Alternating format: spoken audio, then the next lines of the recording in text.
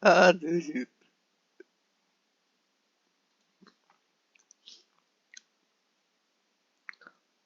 아, 너 있네.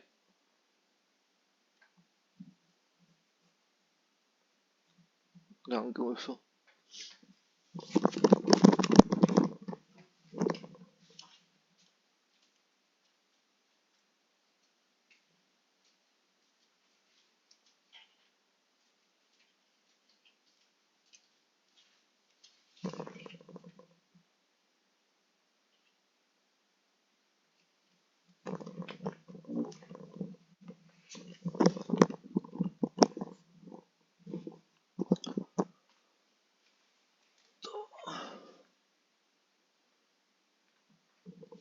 없어졌네?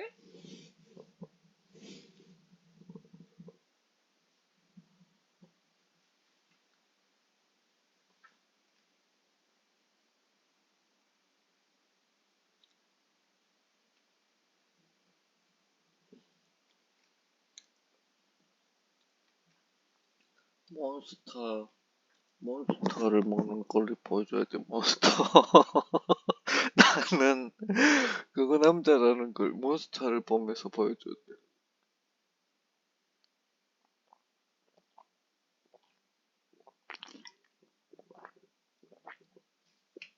거북목이.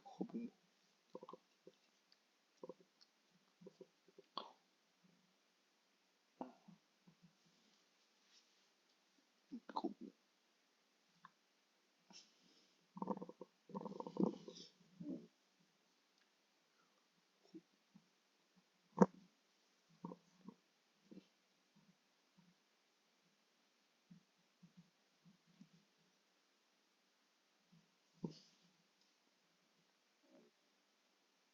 목이 거북목이 됐어.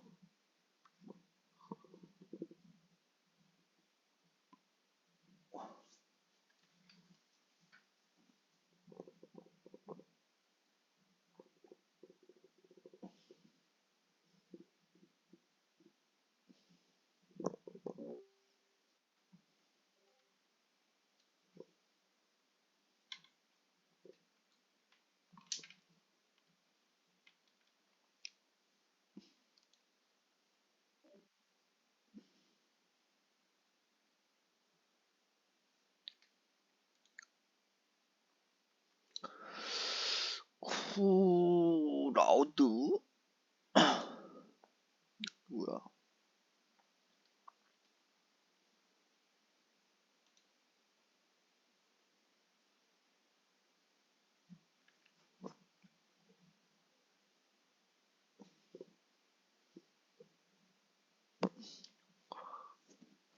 이거 해요.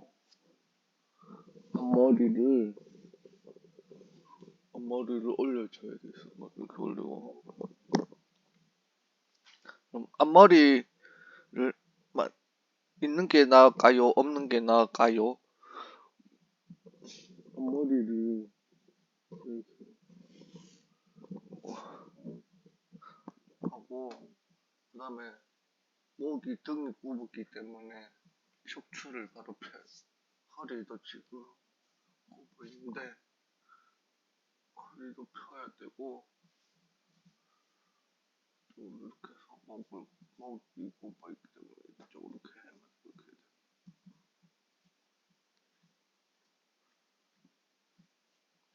목이 안 굽어지고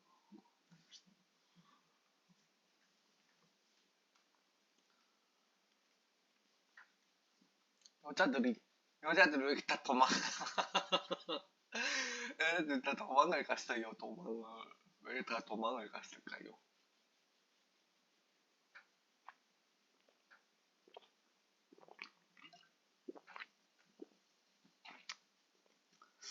얘네들 다 도망을 다니고 있어.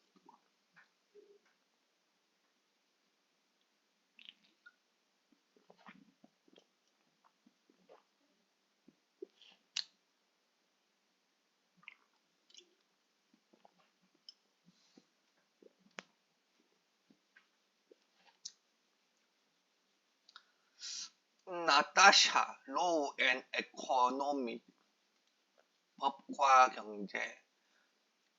게이머처럼 생겼네.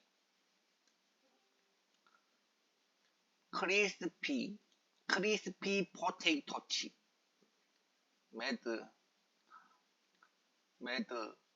메디신이나 건강, 약학이나 의학 공부하는 애인가 봐요. 아키텍처라는 건축하는 애네.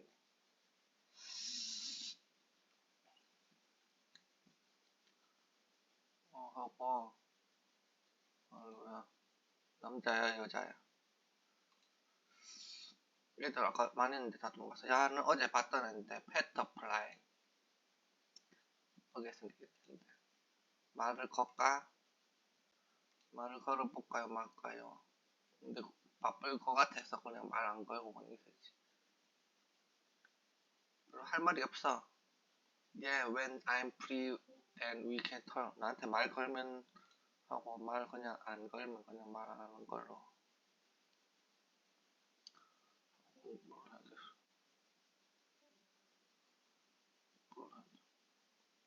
야, 왜 문신충이 갑자기 나타났어. 왜 문신충이 갑자기. 나는 문신이 없어요. 나도 공부, 책이나 한번 읽어볼까?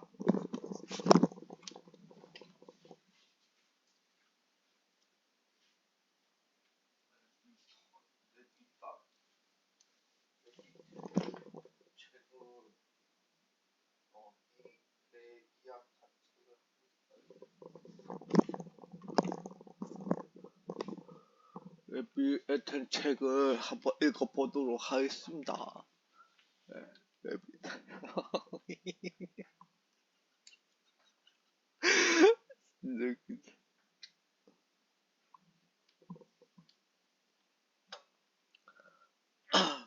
읽어보도록 하겠습니다.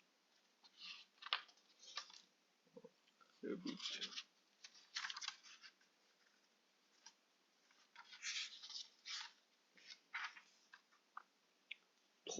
레비탄이라고 토머스 홉스가 지금 제일 토머스 홉스. 뭐야? 레비탄.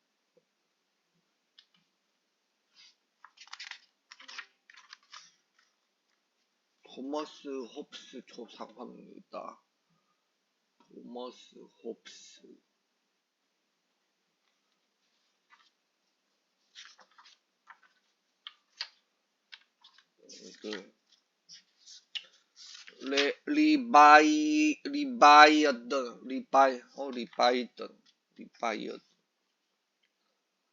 리바이던 초파표 속지.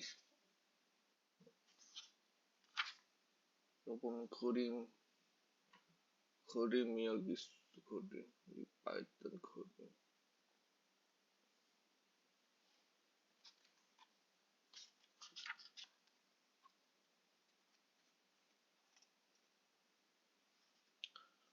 그림이고, 왜 다 도망갔어?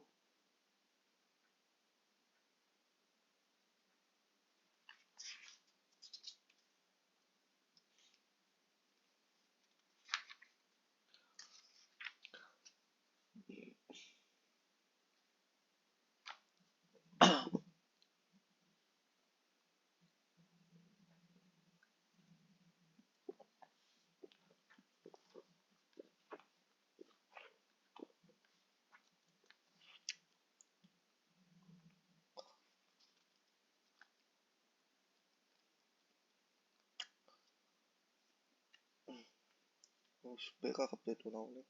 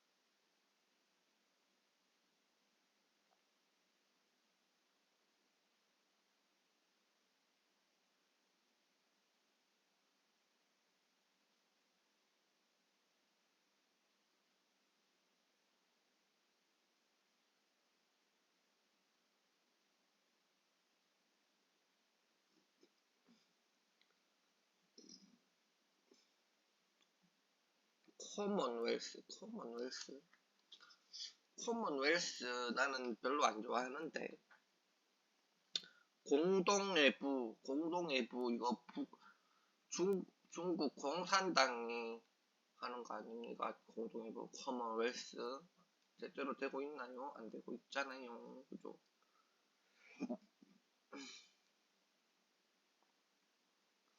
홉스 시대 영국 혁명기의 공화정을 말한다. 커먼웰스는 홉스 시대 영국 혁명기의 공화정을 말하지만 홉스의 용어법은 그 어느 것도 아니다. 그 홉스 대충 약간 배경 지식을 보니까 홉스가 말하는 보면은 홉스 정치를 보면은 정치색을 보면은 프랑스 혁명을 지지하는 것도 아니지만 그렇다고 또 전제 정치를 지지하는 것도 아니고 그러니까 이 사람은 약간 중립적인 시각인 것 같아요. 나는 프랑스 혁명을 지지하지 않거든요. 근데 전제군주정이 그걸 좋나?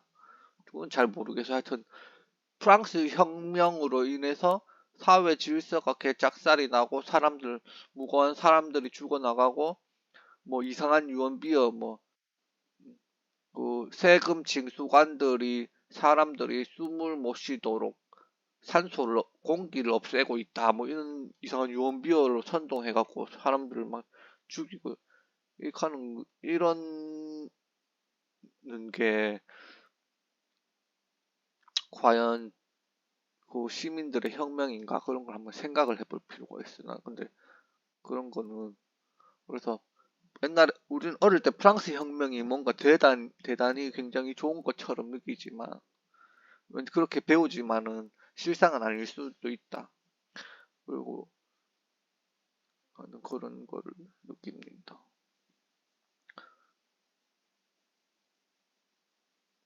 그러니까 옛날 정치가들은 굉장히 이상주의적인 사람들 많아요. 저도 이상주의적이었는데 현실 정치를 감안할지 알 수가 없어요. 그 책을 왜 읽어야 되냐면 책을 읽으면은 자기가 이상주의적으로 생각했던 것들이 현실적으로 부딪히는 모순 같은 것들을 가상 시뮬레이션 해갖고 볼 수가 있어요. 그렇기 때문에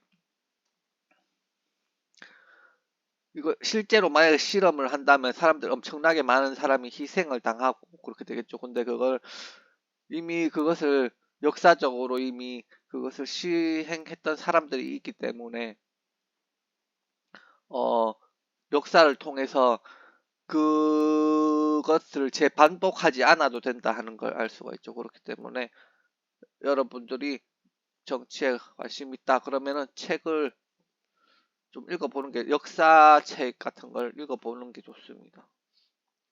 그러면은 같은 실수를 반복하지 않을 수가 있고 한번 이렇게 했을 경우에는 어떤 일이 일어날 수도 있다 하는 걸 예측할 수도 있어요. 예측해 볼 수도 있다.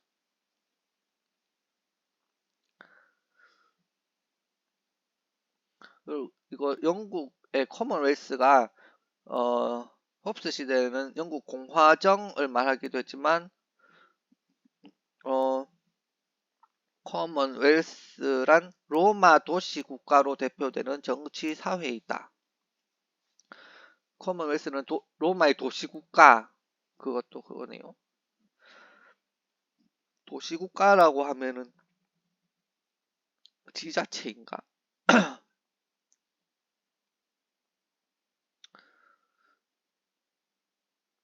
그리스도교적인 커먼웰스라고 하면은 약간 청교도적인 그런 걸 이야기하는 것 같기도 해요.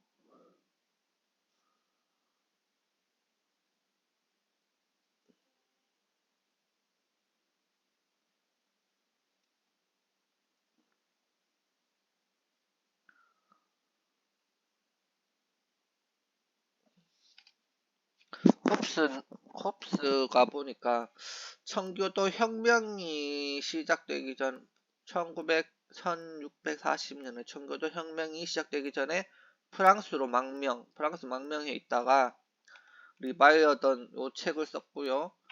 1651년에 저물 무렵 귀국을 했대요. 귀국했다 하는 거는 이 사람은 영국 사람이죠. 그 영국으로 귀국했다. 리바 어전도 그쯤 런던에서 출판되었다. 4월 15일 태음력 25일은 그레고리 우스력의 날짜이다. 그레고리 우스력 그다음에 옛날에 보니까 시저가 로마 황제 시저가 보니까 달력도 만들었더라고요. 옛날에 그 시저가 율리우스력이라 하는 것도 만들었거든요. 율리우스력 하는 걸 만들었었는데 거의 모든 정치 통치자들은 시간도 통제하고 싶어 할 것 같아요. 그래가지고 그 위대한 통치자들을 보면은 거기다 달력을 또 달력을 만들고 시간 개념도 만들어요. 그래가지고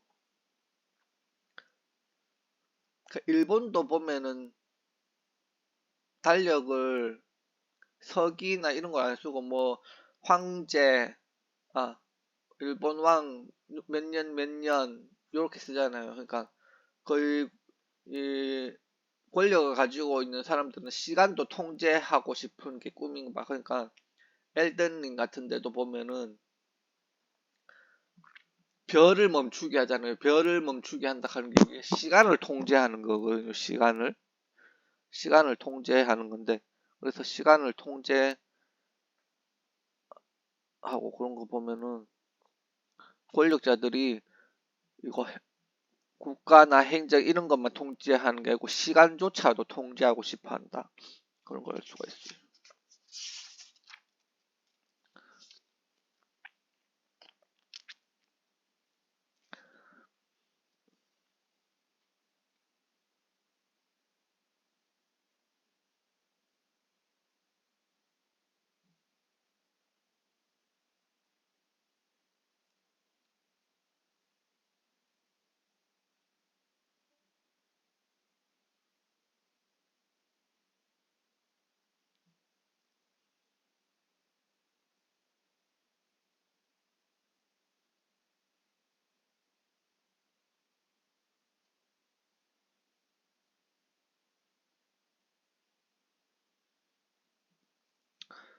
코먼웰스가 공화정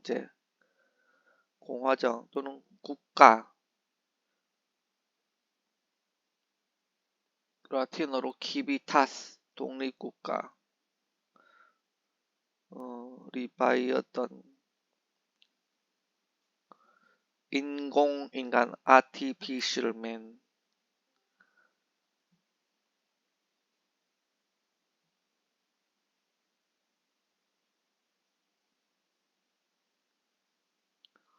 주권은 온몸에 생명과 운동을 부여하므로 이는 곧 인공의 혼이며 위정자와 그 밖의 사법 행정 관리는 인공관절에 해당한다. 상벌은 모든 관절과 팔다리를 주권자와 연결시켜 그 의무 수행을 위해 움직이도록 하므로 자연인의 몸에서 신경이 하는 일을 맡는다. 공무원들이 신경 역할을 하는 거죠. 신경 역할. 공무원들이 일을 제대로 안 하면 신경이 끊어진 인간과 같다. 신경이 끊어진 인간은 뭐다? 팔다리가 안 움직인다. 이 말이. 팔다리가 안 움직이면 뭐다? 빙시다, 빙시. 구성원 저마다의 부와 재산은 인간의 체력이다. 자, 국가에서 국민들은 피 같은 존재입니다. 피 같은 존재. 근데 국민 삶이 피폐해지고 이거는 뭐다? 피 빠진 국가가 뭐자? 피가 빠진 인간과 같다. 피 빠진 인간은 뭐다? 마태가 가는 거죠. 그래서 국가의 체력을 기르기 위해서는 국민 복지 이런 거를 잘해서 국민 안전 이런 모든 것들을 다 제대로 통제할 필요가 있습니다.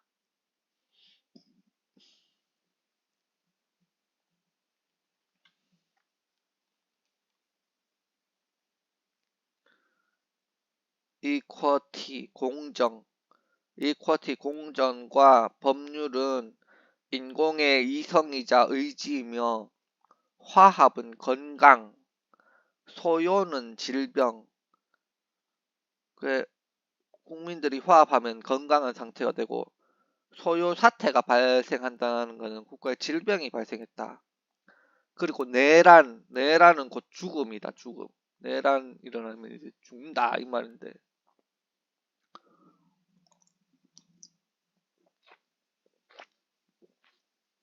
병 걸리고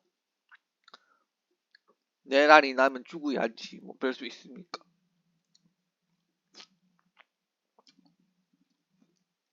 인간과 다르게 국가라는 것은 병이 걸려 죽게 되면은 새로 만들 수가 있잖아요. 새로운 생명을 잉태할 수 있잖아요. 새로운 인간들을 만들어낼 수가 있다고. 그래서 내라는 죽음을 뜻하지만 그것은 곧 새로운 생명의 잉태 그리고 부활을 의미할 수도 있어요. 그거는 어떻게 생각하느냐에 따라 다르겠죠. 이거 커먼웰스가 공동 부인 거 보니까 이게 중국 공산당이 말하는 거하고 약간 좀 비슷한 것 같은데. 문제는 무엇이냐? 중국 공산당의 문제는 무엇이냐? 말만 번지르르 하다는 말이죠. 공산주의 좌파들의 문제점이 무엇이냐? 말만 번지르르 하다. 말만 번지르르 하고 다른 사람의 생각, 의견은 말을 하지 못하게 차단을 시켜버리죠. 그게 가장 큰 문제죠. 미국은 적어도 말을 막으려는 시도도 있고 그렇지만 그래도 기본적으로 모든 사람은 자신의 의견을 표현할 자유가 있다 하는 것을 명시를 해놨죠. 명시. 그게 중국과 미국의 다른 점입니다. 그런 거는 미국을 보고 좀 배워야 돼요.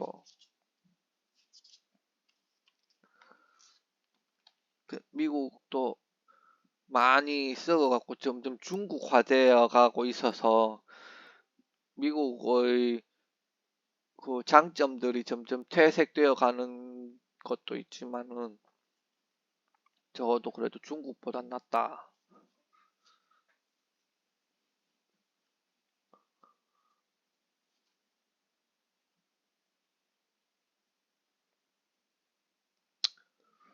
요러겠네요. 지혜는 책을 읽음으로써 얻어지는 것이 아니라 사람을 연구함으로써 얻을 수 있다. 책을 읽는 것보다 사람을 관찰하고 사람을 연구하는 게 오히려 지혜를 얻는 더 많은 방법이다.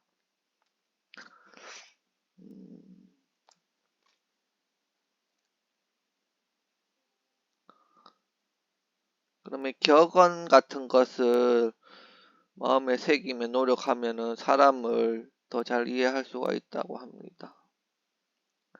너 자신을 알라 이런 거.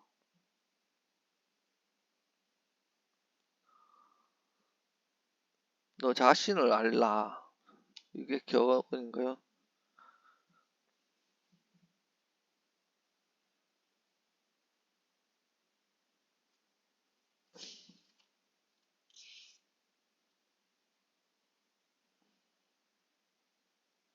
아, 너 자신을 알라 하는 게 너 자신을 알라고 하는 게고 너 자신이 어떤 상황에서 어떤 감정을 느끼고 어떤 사고를 하고 그런 것들을 살펴봄으로써 다른 사람들도 어떤 판단을 하고 어떤 사고를 하고 어떤 느낌을 받는지 나 자신을 알므로써 다른 사람도 알 수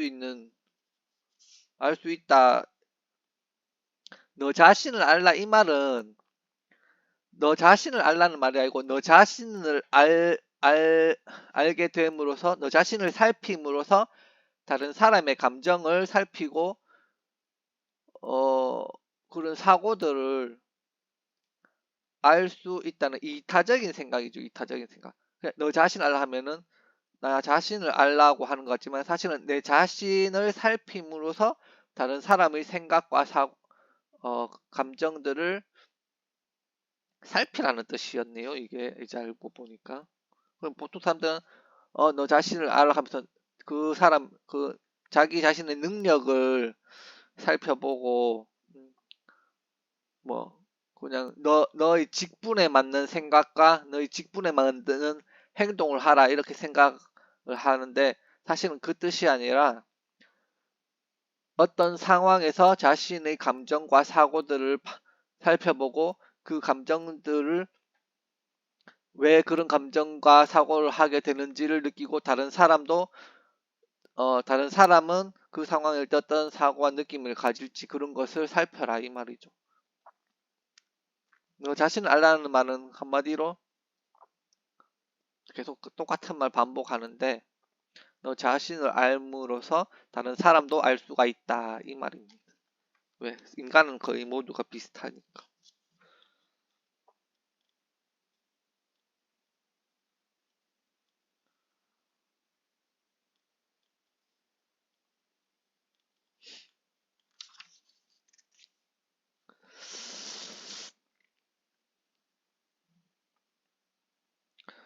이 말은 모든 사람이 공평하게 가진 의욕, 두려움, 희망 등 여러 감정의 닮은 점을 말하는 것이지 감정의 대상 의욕을 느끼고 두려움을 갖고 희망을 품는 대상에 대한 닮을 점을 말하는 것이 아니다.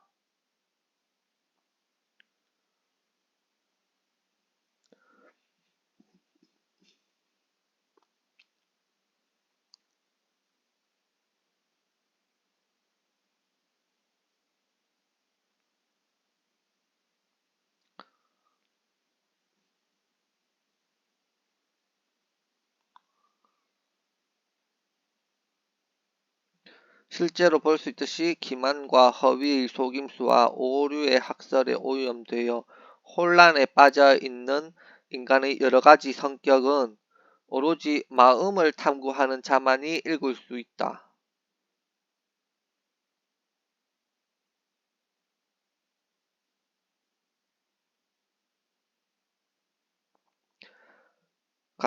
가끔 사람들의 행위를 보고 그 의도를 알게 될 때가 있지만 이에 대해 우리 자신의 행동과 비교해 보지 않거나 사정을 바꿀 수 있는 모든 상황을 고려하지도 않고 무작정 그렇게 추측하는 것은 암호 해독표 없이 암호문을 해독하려는 것과 다름이 없다. 따라서 대개는 목격자 자신이 선한 사람인지 나쁜 사람인지에 따라 과신하거나 지나치게 불신하면서 그릇된 의도로 해석하게 된다.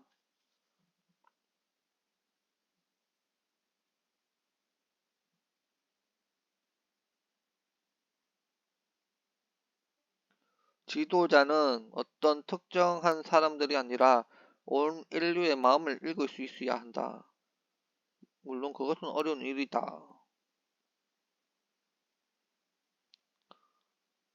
음, 어, 온 세상에 사람 마음을 읽을 수가 있을까요? 불가능하죠. 그렇지만 이해해보려고 노력은 할 수 있는데 그거를 이해하려고 노력한다고 해서 그게 되는가?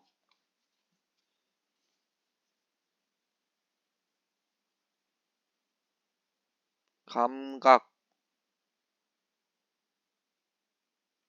감각, 제 입장 감각.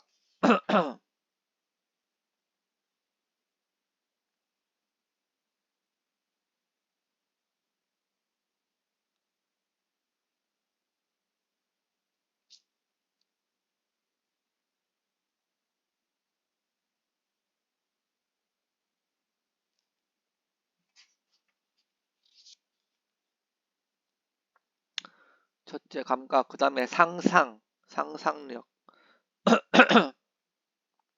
imagination, 심상, 그리스인들은 이거를 환각이라고 불렀대요.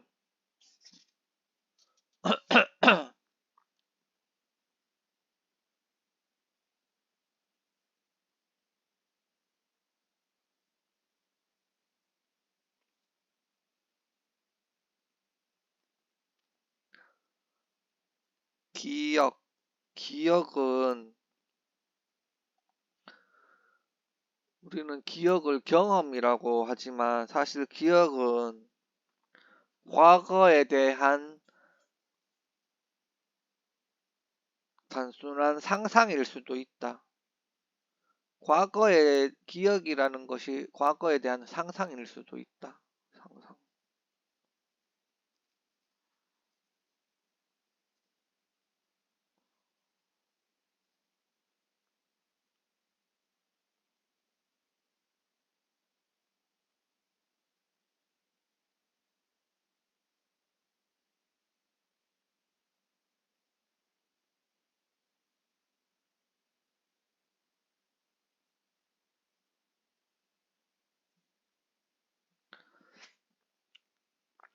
사람은 자기 몸의 기관으로 느껴지는 것만을 경험할 수 있다.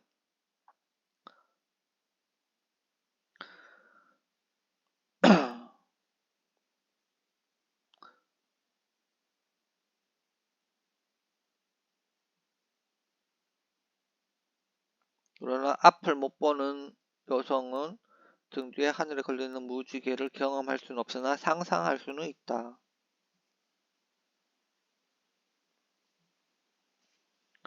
복합 상상.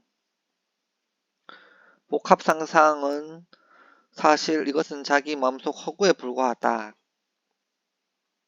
또한 깨어있을 때에도 감각에 새겨진 깊은 인상으로부터 일어나는 상상이 있다. 이제 깨어있을 때 감각에 새겨진 깊은 인상으로 일어나는 상상은 어떤 게 있냐면은 태양을 바라봤잖아요. 태양을 딱 바라보고 나면은 한동안 눈앞에 태양의 잔상이 남아있다고. 그 잔상이라는 것은 결국 실제로 존재하진 않아요. 실제로 존재하지 않지만 이 잔상이 남아있잖아요. 이거는 감각에 새겨진 상상이죠. 감각에 새겨진 상상. 존재하진 않는데 잔상이라는 것은 우리가 태양을 봄으로써 존재하지 않는 것을 존재하지 않는데 우리 눈에는 보이는 거죠. 잔상 이미지화돼서. 그게 감각 기관에 새겨진 상상이라는 거.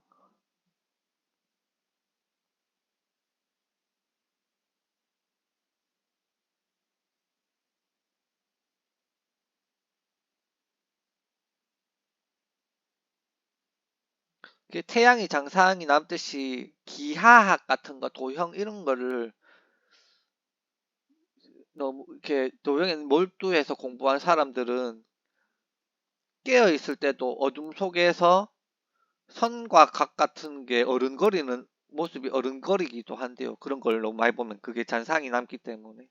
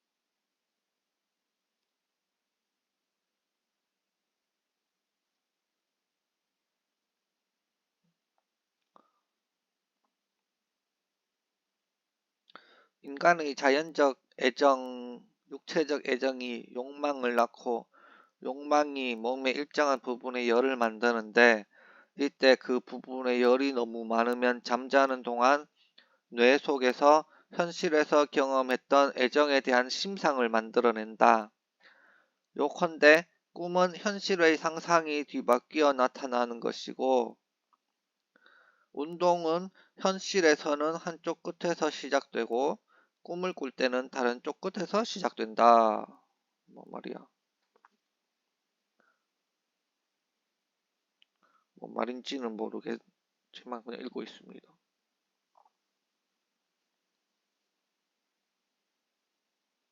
음,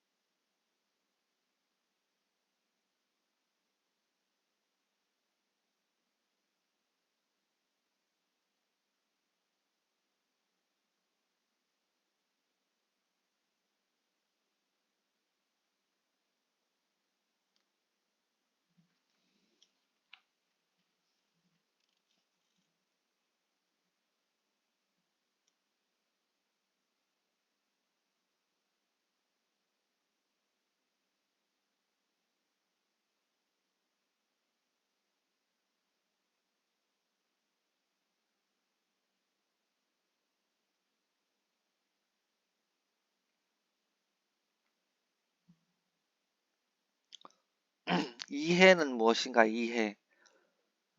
이해란 인간 또는 상상력을 지닌 모든 생물 속에 말 또는 다른 의지에 기인하는 기호에 의해 일어나는 심상은 보편적으로 이해, understanding이라고 부른다. 이것은 인간도 다른 동물도 모두 가지고 있다. 개도 습관에 의해 주인이 부르는 소리나 꾸짖는 꾸짖는 소리를 이해하고 다른 동물들도 마찬가지다. 인간이 가진 고유한 이해는 인간의 의지뿐만 아니라 인간의 개념과 사고를 사물의 이름을 잇고 짜맞추어 긍정과 부정 등의 언어의 형식으로 삼음으로써 이해하는 것이다. 이건 모든 걸 짜맞춰서 긍정과 부정의 언어 형식으로서 짜맞 짜맞추기를 해서 이해를 하는 거예요. 그러니까 이해라는 것은 그 말을 하는 사람의 의도를 완전하게 100% 이해할 수는 없고 그 말하는 걸 듣고 그거를 여러 가지 짜맞추기를 통해서 이해를 하는 거죠. 그래서 어떤 사람들은 같은 말을 들어도 뭐 거의 근접하게 90 몇 퍼센트를 이해하는 사람도 있고 같은 말을 듣고도 10%도 이해하지 못하고 무슨 말 하는지 하나도 모르겠다 하는 사람도 있고 하는 거죠. 그냥 짜맞추기가 잘 되느냐 안 되느냐가 이해라는 그걸 하는 것 같아요. 어떤 사람들은 이해가 되지 않는데도 그냥 이해한 척 하기도 하죠. 어떤 사람들은 이해가 안 되면은 이해가 안 된다고 말을 하기도 합니다.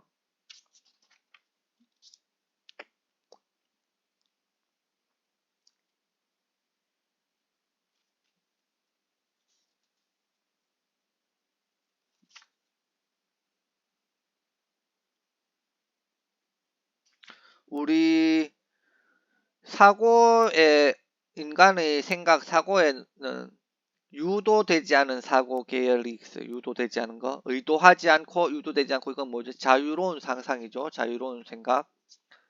그 다음에 규제된 사고 계열이 있다. 규제된 사고는 뭐냐? 이거는 이래 하면 안 된다. 저건 저래 하면 안 된다 하면서 사회적 규범이나 그런 것들을 질서 같은 거를 계속 세뇌를 당함으로써 아 이건 요래 하면 안 돼. 저건 저렇게 하면 안 돼 하면서 스스로 자기 생각을 규제를 하는 거죠.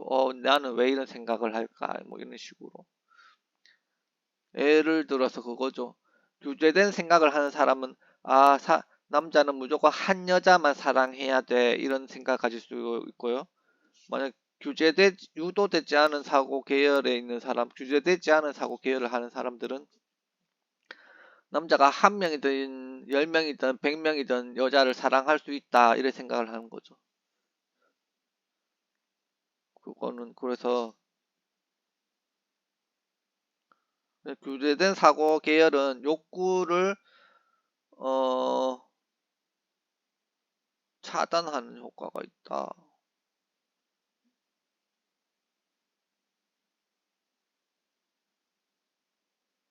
목표를 주시하라. 원하는 바를 얻기 위한, 목적하는 바를 얻기 위해 모든 사고를 집중하라.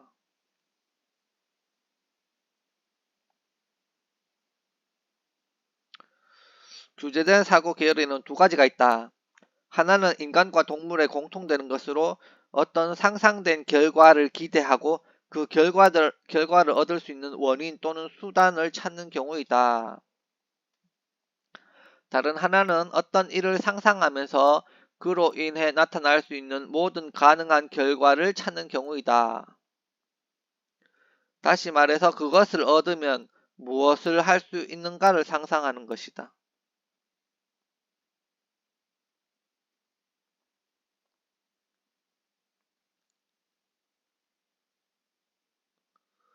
사고는 배고픔, 목마름, 욕정, 노여움과 같은 감각적 정념 외에는 아무런 정념도 갖고 있지 않은 어떠한 생물의 본성에도 없는 호기심이다. 사고라는 것은 호기심이래요, 호기심. 탐구, 즉 발명의 능력으로 탐구라는 것은 통찰이고 애지라고 또 부르라고 합니다.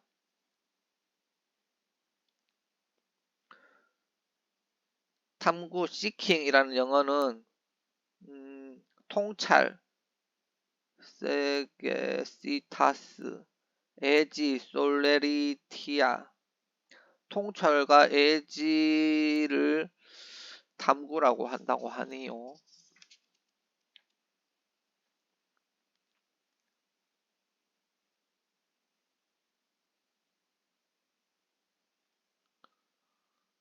회상, remembrance, 상기, calling to mind 라는 것을 이러한 행위를 재검사한다는 뜻이죠. 재검사, 리커닝,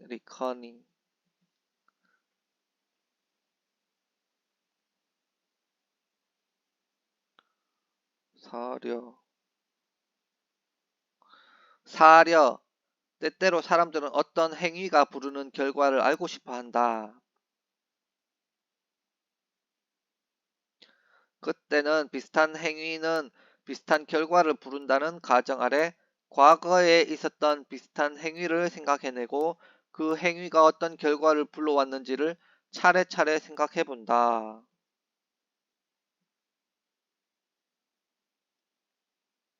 예견, foresight, 사려, prudence, 선견,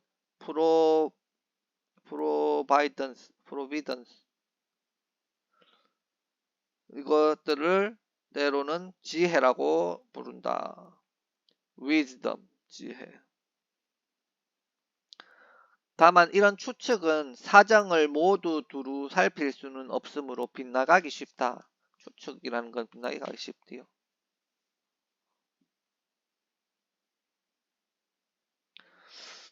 그러나 한 가지만은 확실한데, 즉 과거에 남보다 많은 경험을 쌓은 사람은 그만큼 남보다 신중하고 사려가 깊으므로 그 사람의 추측은 잘 맞아떨어진다.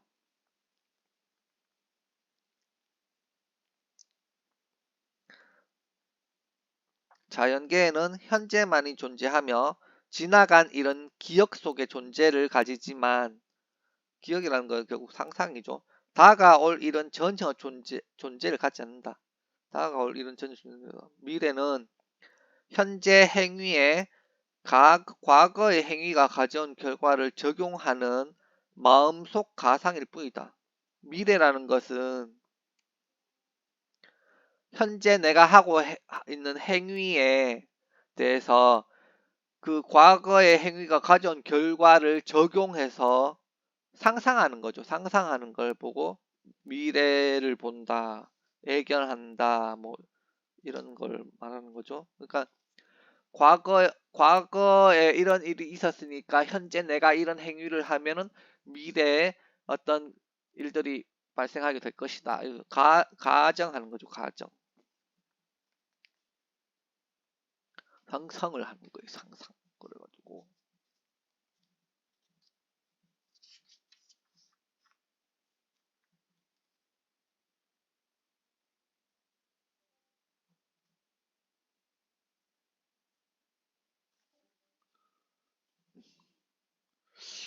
뭐야?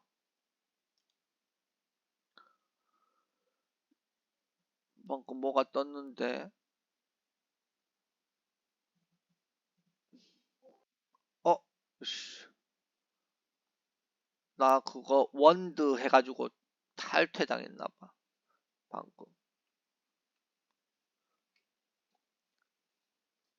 사람이 미국이 점점 이 자유가 없어지고 있어. 미국이 위통을 벗고 있는 게 섹슈얼 그건가? 왜 그거 하냐고. 참 루카스 다른 방 가야겠다.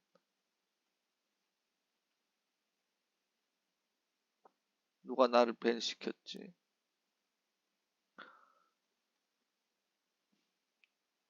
다른 방에 한번 가보도록 하겠습니다.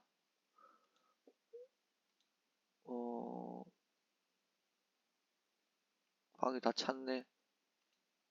공부하는 애들 너무 많아.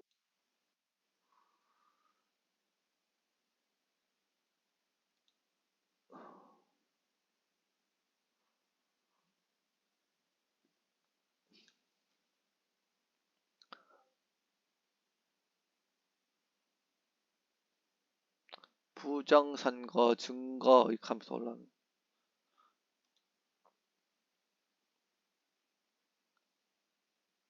여기서 뭐 예, 한국인 재배 한국어 CTA가 뭐야?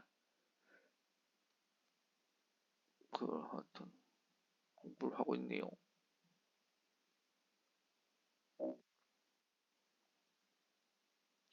롤롤롤롤롤.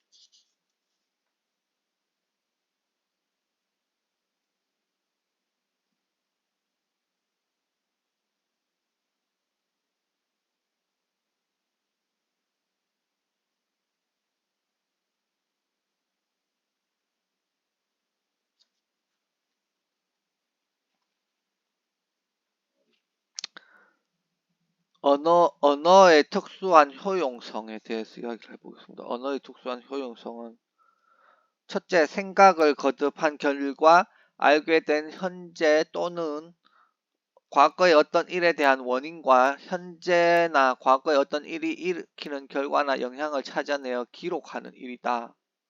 기록을 할 수가 있대요.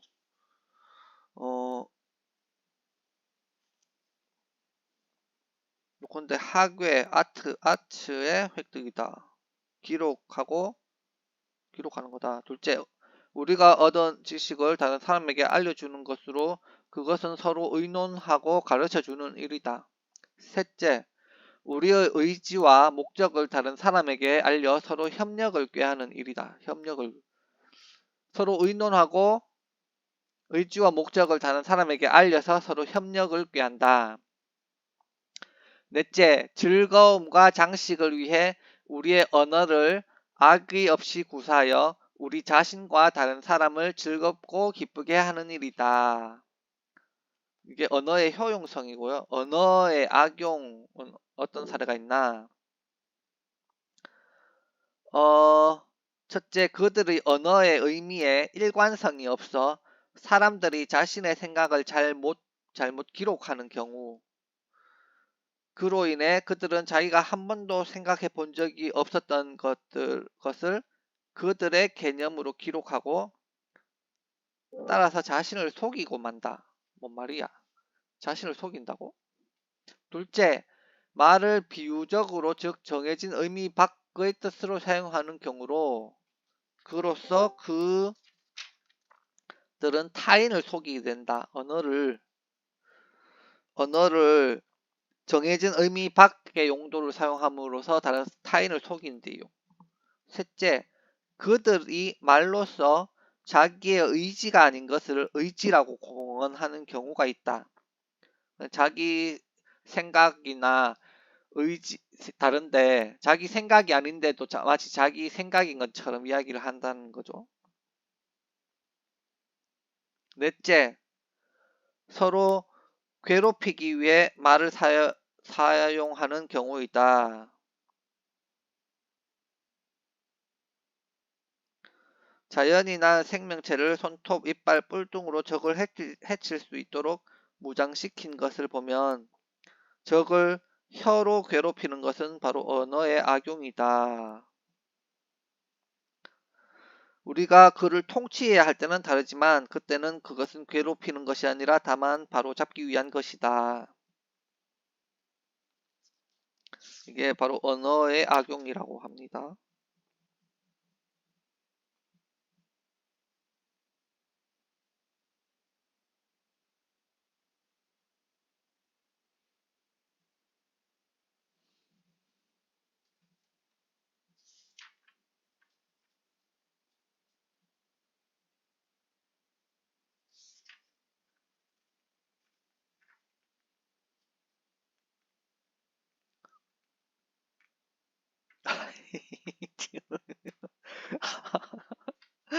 지금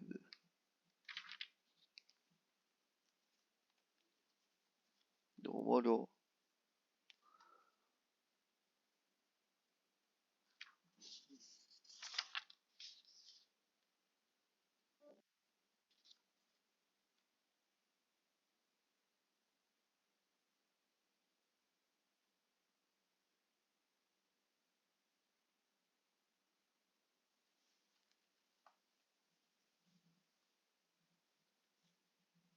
목이 왜 이렇게 목이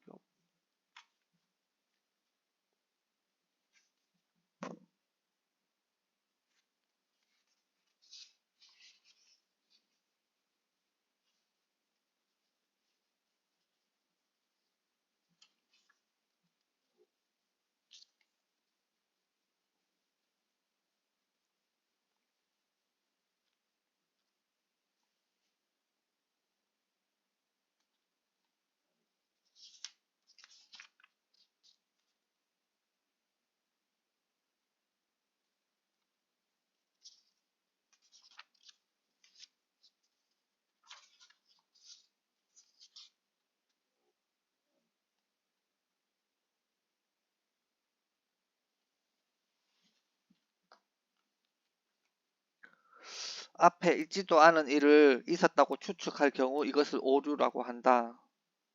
아무리 신중한 사람도 이런 오류를 저지를 수 있다. 흔히 이것도 오류라고 하는데 정확히는 불합리 또는 무의미한 말일 뿐이다. 오류는 추정의 오해일 뿐이다. 즉 오류는 어떤 것이 지나간 줄 알았는데 실제로는 지나가지 않았거나 또는 올 것이라고 믿었는데 실제로는 오지 않은 경우처럼 잘못 추정한 것을 말하는데 그런 일을 목격하는 것 자체가 맨 처음부터 불가능한 것은 아니었다.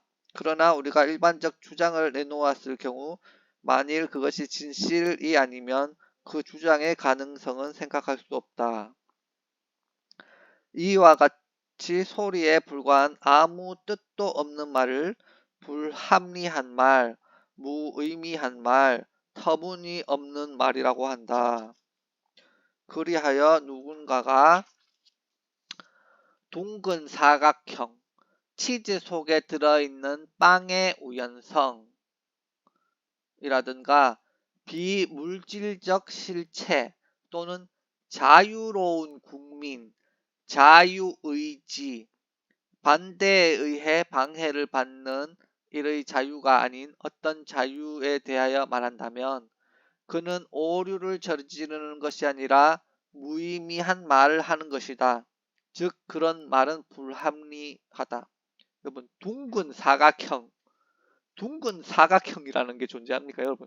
사각형이라는 것은 네모인데 어떻게 둥글 수가 있죠? 근데 우리는 언어로 이런 말을 만들 수가 있다는 거예요. 둥근 사각형 이렇게. 근데 이런 말들의 둥근 사각형이라는 말을 들었을 때 사람들은 여기에 불합리한 비합리적인 것이 있다는 것을 판단을 해야 되는데 많은 사람들은 그냥 그 말을 듣고 흘려보낸다는 거죠. 둥근 사각형 말을 듣고도 그 오류에 대해서 생각을 하지 않는 거죠.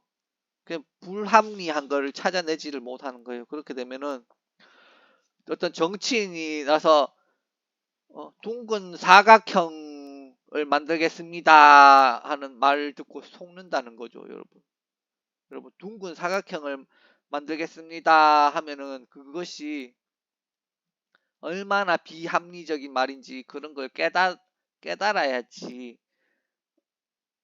그게 합리적인 인간이라고 할 수가 있겠죠.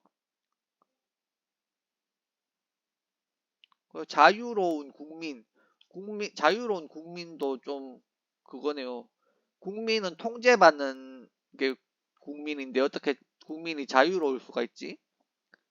자유로운 지도자는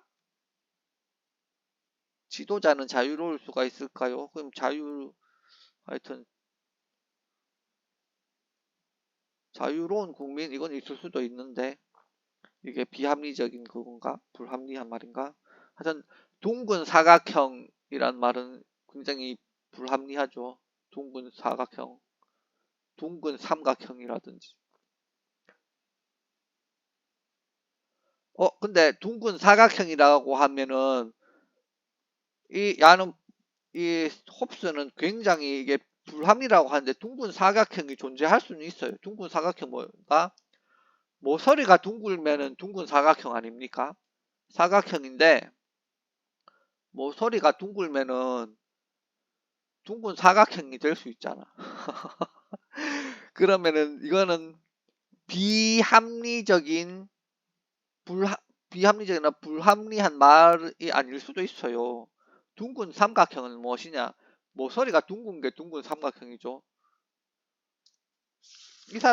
이 사람은 이게 터무니없는 말, 불합리한 말이라고 했는데 둥근 사각형 말이 되는 것 같은데.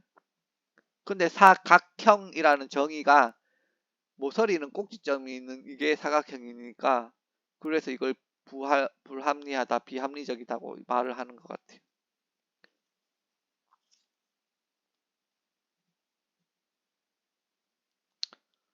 한 시간 정도 책을 읽었는데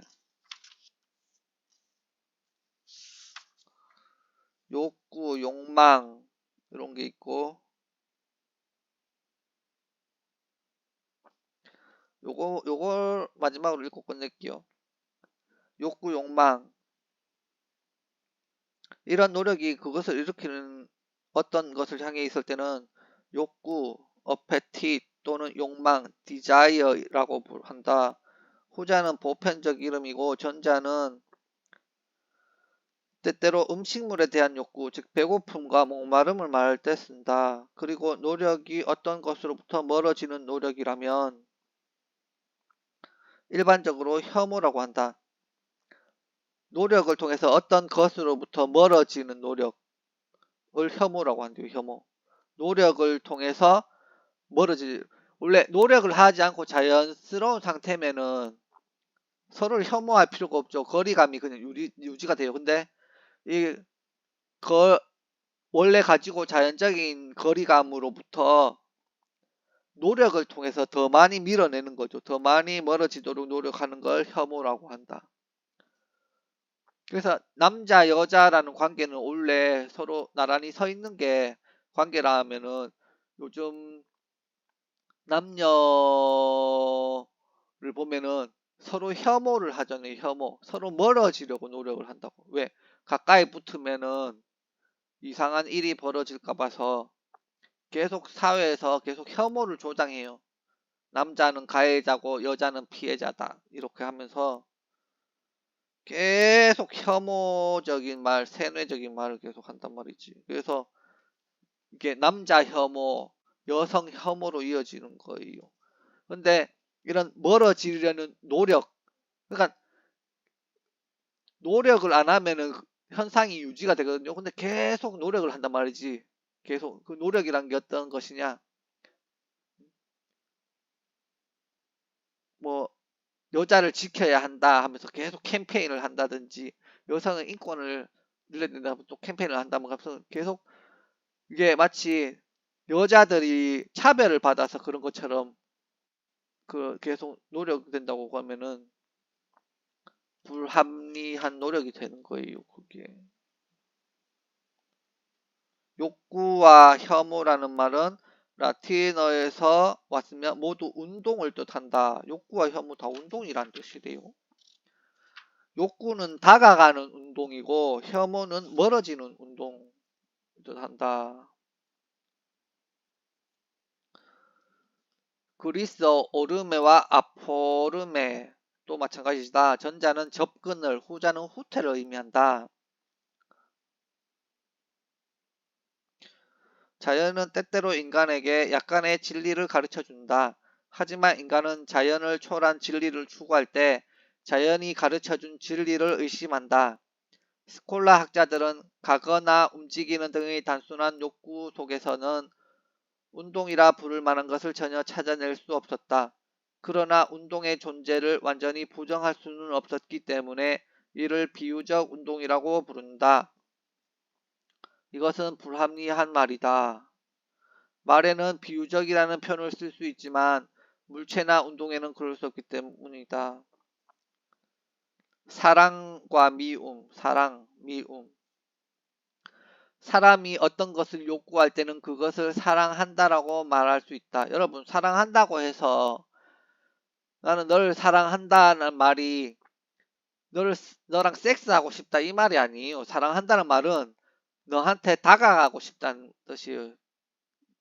너한테 다가가고 싶다는 욕구를 표현한다는 하는 말을 사랑한다고 말하는 건데 우리나라 사람은 사랑한다고 하면은 섹스하고 싶다 이런 뜻으로 받아들인 것 같아요. 사랑한다라는 말은 너한테 다가가고 싶다는 말이거든요. 사랑한다는 말은 결과가 아니에요. 과정이지. 그다음에 마찬가지로 혐오할 때는 미워한다고 할 수 있어요. 미워한다고. 따라서 욕구와 사랑은 같은 것이려. 욕구와 사랑은 같은 것이고 다만 욕구는 대상의 부재를, 사랑은 대상이 존재하는 것을 나타내는 것이 다를 뿐이다. 욕구는 대상이 부재한데 뭐가 원하는 것이고 사랑은 대상이 존재하는 거죠. 그 대상이 존재해서 그것에 다가가고 싶은 게 사랑이라는 거죠. 마찬가지로 혐오는 대상의 부재를, 대상이 없죠. 그냥 미워하는 겁니다. 미움은 대상이 존재하는 것으로 나타낸다. 많은 욕구나 혐오 가운데 어떤 것은 인간이 날 때부터 지닌다.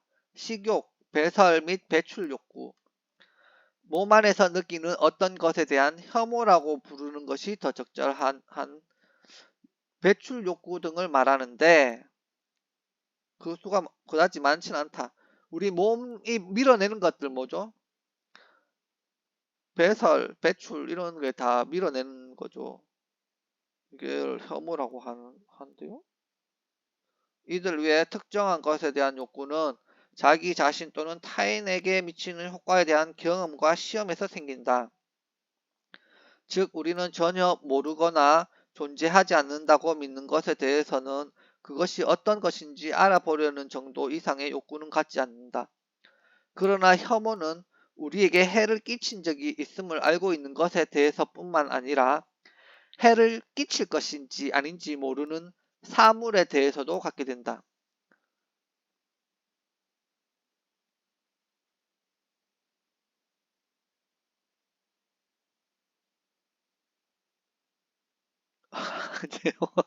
쟤뭐 하는 거야? 음악 듣나? 왜 저래?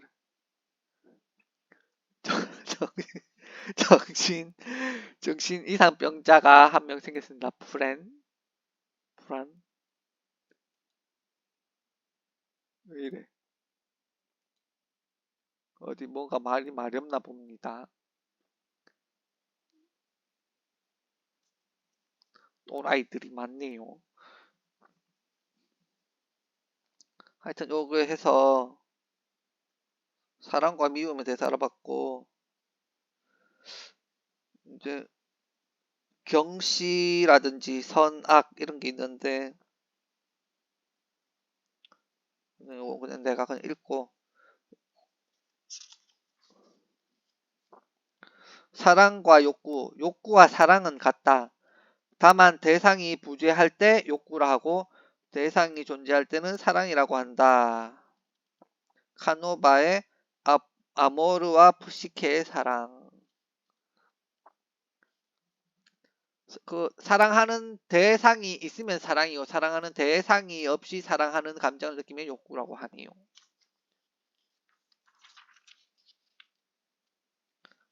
한마디로 섹스하고 싶다.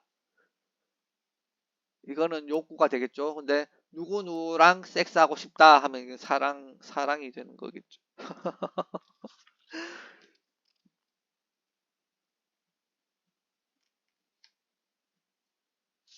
쾌락, 희망, 절망, 두려움, 용기, 분노, 확신, 불신, 분개,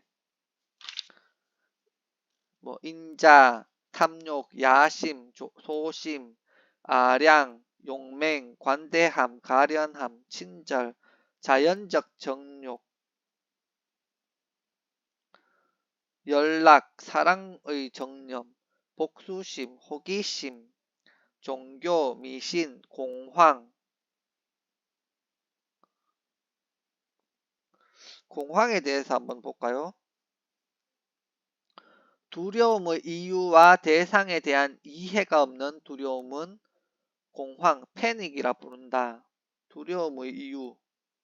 아, 두려움의 이유와 대상에 대한 이해가 없는 두려움을 공황이라고 한대요. 그 두려움의 이유와 대상에 대한 이해가 없는 두려움. 그 왜 두려운지를 모르는 상태를 공황, 패닉이라고 부른대요. 목양신 판이 느닷없이 나타나 그런 두려움을 만들어냈다는 우화에서 그런 이름이 붙여졌다. 그러나 사실 맨 먼저 그런 두려움을 느끼는 사람에게는 그 원인에 대한 나름의 이유가 있다. 나머지 사람들은 그 사람을 보고 덩달아서 도망친다. 그 사람이 이유가 있으니까 도망가는 것이라고 미루어 짐작하기 때문이다. 그러므로 이 정념은 군중 즉 다수의 사람들 속에 있는 사람에게만 일어난다. 공황이라는 것은 다수의 사람들 속에 있는 사람에게 일어난다 하는데 난 계속 혼자 있는데도 공황 증세를 느끼는 것 같기도 하거든요. 이 사람은 이걸 공황에 대한 정의를 잘못 해석한 것 같아요. 그 다음에 감탄, 득의, 실의, 갑작스런 득의, 웃음, 갑작스런 시의 울음, 부끄러움, 얼굴 붉힘, 몰염치, 연민, 냉혹, 경쟁심, 선망, 쑥고 이런 감정들에 대해서 인간이 느끼는 이런 여러 가지 감정들에 대해서 의지 이런 게 있어요. 경쟁에 대해서 한번 볼까요? 경쟁. 이익을 둘러싼 경쟁에서 성공했을 때 느끼는 슬픔은 상대와 대등하거나 능가하고자 하는 노력이 결합되는 경우, 상대와 대등하거나 능가하고자 하는 노력이 결합되는 경우 경쟁심이 된다. 귀도 레니 아탈란타와 히포메데스의 경주. 이익을 둘러싼 경쟁에서 성공했을 때 느끼는 성공했을 때 느끼는 슬픔은 해석이 이상한데? 이익을 둘러싼 경쟁에서 성공했는데 왜 슬픔을 느끼죠?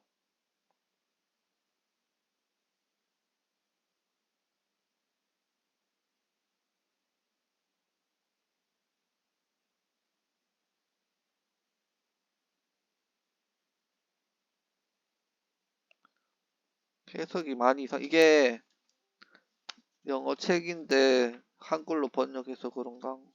해석이 좀 이상한 게 많습니다.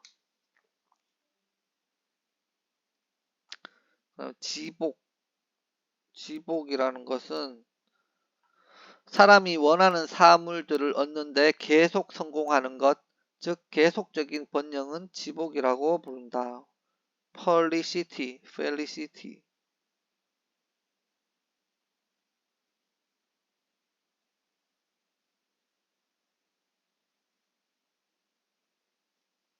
칭찬, praise. 어떤 것이 좋다고 말하는 것은 칭찬이다.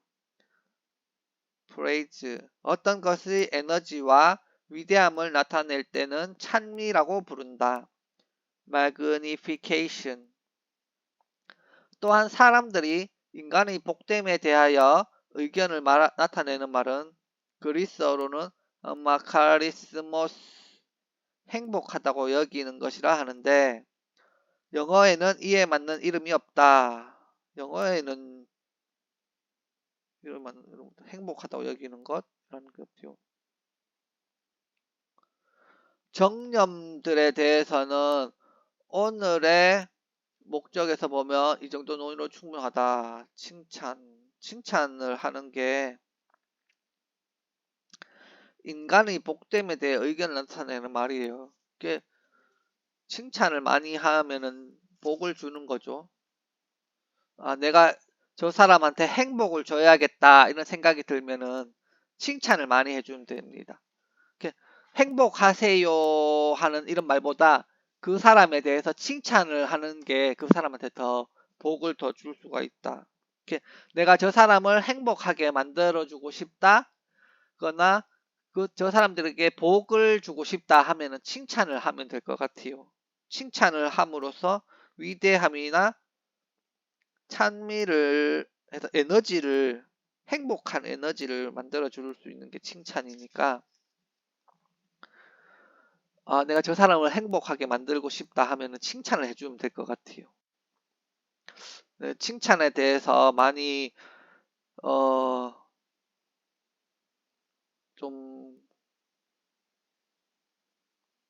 그거 했던 것 같아요. 많이 칭찬을 많이 하지 않고 이렇게 너무 비판적인 시각을 해서 사람들을 불행하게 만들었 그런 느낌이 있는 것 같아요. 그래서 만약에 행복하게 하고 싶다 그러면 칭찬을 많이 해야 되겠네요. 근데 칭찬을 하는데 그 사람을 행복하게 만들고 싶다고 해서 그 칭찬을 만들어내면 안 되겠죠. 만들어내면은 그건 또 가식이 되잖아요. 가식. 그래서 좋은 것을 찾아내서 그것을 칭찬하는 게 중요한 것 같아요. 행복하게 만들기 위해서 무조건 그냥 칭찬하는 게 아니라 사실을 발견해서 그 사람의 장점 같은 걸 발견해서 그 점들을 칭찬해 주는 게 좋을 것 같아요.